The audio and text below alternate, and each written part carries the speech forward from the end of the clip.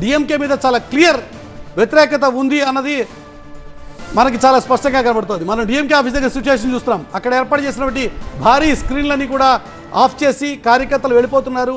ఏర్పాటు చేసినటువంటి టెంట్లని తొలగిస్తున్నారు. డిఎంకే ఓటమి దాదాపుగా ఖాయం అయిపోయింది అనేటువంటి నిర్ణయానికి కార్యకర్తలందరూ వచ్చేశారు. అందుకోసమే అక్కడ ఏమాత్రం సందడి లేకుండా పోతోంది. ఏర్పాటు చేసిన టెంట్ని తొలగిస్తున్నారు. అక్కడి నుంచి షామియానాలు తొలగించి బిచానా కట్టేసి వెళ్ళిపోతున్నటువంటి విషయం అక్కడి నుంచి మనం చాలా క్లియర్గా చూస్తున్నాం. ఏర్పాటు చేసిన భారీ స్క్రీన్లు, ఏర్పాటు చేసినటువంటి టెంట్లు అన్నీ కూడా తొలగిస్తున్నారు. డిఎంకే ఓటమి దాదాపుగా ఖాయం అయిపోయింది అన్నది మనకి అందుతున్నటువంటి నెంబర్. ప్రధాన ప్రతిపక్షంగా వస్తే ఏఐడిఎంకే వచ్చేటువంటి ఆస్కారం ఉంది.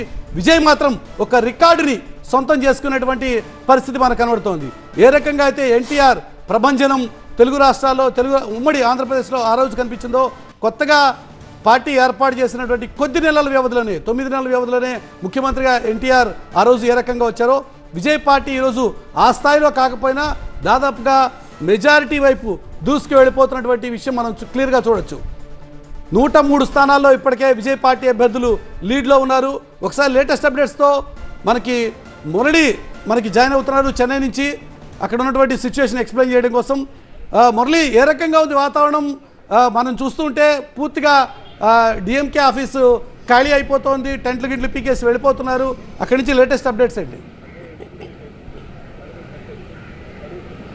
సో డిఎంకేకి ఇక ఏమాత్రం కూడా అవకాశం లేదనేది మనకు ఇప్పుడున్నటువంటి ట్రెండ్ బట్టి పూర్తిగా అర్థమవుతుంది. ఎందుకంటే ఒకవేళ హంగు వచ్చినా కూడా టీవీకేకి ఇప్పుడు 100 స్థానాలు దాటాయి, 118 మ్యాజిక్ ఫిగర్. ఒకవేళ 118 మ్యాజిక్ ఫిగర్ అందుకోలేకపోయినా కూడా టీవీకే డిఎంకే కలిసేటువంటి పరిస్థితి లేదు. సో మొదటి నుంచి కూడా పార్టీ పెట్టినప్పటి నుంచి కూడా డిఎంకేకి అగైనిస్ట్గానే విజయ్ పాలిటిక్స్ చేస్తూ వచ్చారు. విజయ్ ఎప్పుడు కూడా డిఎంకేని టార్గెట్ చేస్తూ వచ్చారు. ఇక్కడ ఉన్నటువంటి ప్రతిపక్షంలో ఉన్నటువంటి అన్నా డిఎంకేని కానీ బీజేపీని కానీ ఎక్కడ పెద్దగా టార్గెట్ చేసినటువంటి పరిస్థితి లేదు. సో అలాంటప్పుడు వీళ్ళిద్దరూ స్లైట్ మెజారిటీ వచ్చినా కూడా కలిసేటువంటి పరిస్థితి కూడా ఏమాత్రం లేదు.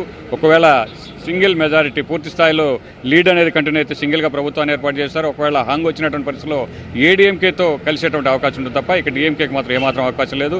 సో ఇక్కడ చూస్తున్నాం మన చెన్నై సిటీ అనేది దాదాపు 36 నియోజకవర్గాలు ఉంటే ఎప్పుడు కూడా డిఎంకేకి ప్లస్, ఇది డిఎంకేకి కంచుకోట. ఒకవేళ ఏడీఎంకే గెలిచినా కూడా 2-3 స్థానాలు మాత్రమే పరిమితమైనటువంటి పరిస్థితి. అలాంటిది ఇక్కడ అన్ని స్థానాల్లో కూడా టీవీకే ముందంజలో ఉంది.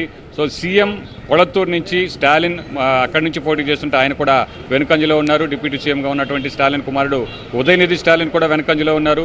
సో గతంలో చూస్తే డిఎంకే అధినేతగా ఉన్నటువంటి దివంగత కరుణానిధి ఎప్పుడూ కూడా ఓడిపోయినటువంటి పరిస్థితి లేదు. ఆయన ప్రతి ఎన్నికల్లోనూ కూడా గెలుస్తూ వచ్చారు. అలాగే జయలలిత 1-2 సందర్భాల్లో ఓడిపోయినటువంటి పరిస్థితి.